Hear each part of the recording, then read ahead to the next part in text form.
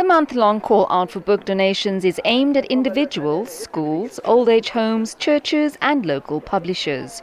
The donated books will support the Street Lit program, which is an entrepreneurial program to help homeless and unemployed men and women to earn a modest living through selling books. So at the Denis Hurley Centre, we help homeless guys by turning them into second-hand booksellers. To make that possible, obviously we need a lot of second-hand books. And so we thought, let's use not just Mandela Day, but the whole of the month to have a book drive across the city. And our challenge to the people of Durban is to collect 10,052 quality books and donate them to us. Why that number? Because that's the number of days that Nelson Mandela spent in prison. And if you're spending time in prison, reading books is one of the ways to get through the long hours. The booksellers select and purchase books for a nominal price from the project bookstore. They then sell them at designated areas, and the money earned is for their own pockets. From its inception, more than 30 vendors have been identified and trained, of whom around 20 are still currently active vendors. This bookshop is not open to the public. It's open to our 20 book vendors. All of our book vendors have experienced homelessness in different ways in their life, and all have an interesting, complicated backstory, but they are all serious readers and they love their books. So they identify themselves to us, they want to be part of our program, we train them up, and this is exclusively their space. So they will come in and they will buy the books.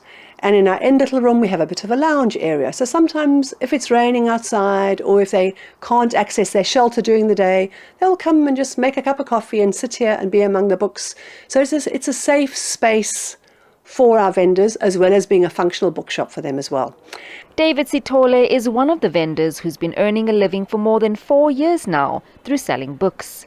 He was formerly homeless but now has his own book stand and is able to provide for his family. It has helped me a lot with all of my family members, and as well as the extended strangers who come to my life.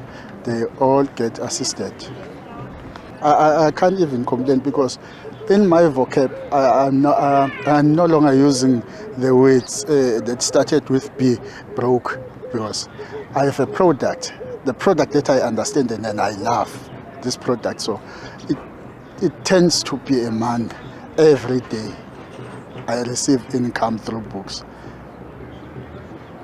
When you read, it's easy to identify a book. This is a fiction, this is a non-fiction, this is a history, religious as well, because your mind is well oiled.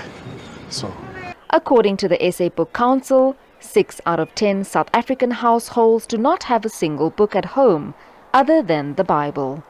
For SABC News, I'm Jade Paulser in Durban.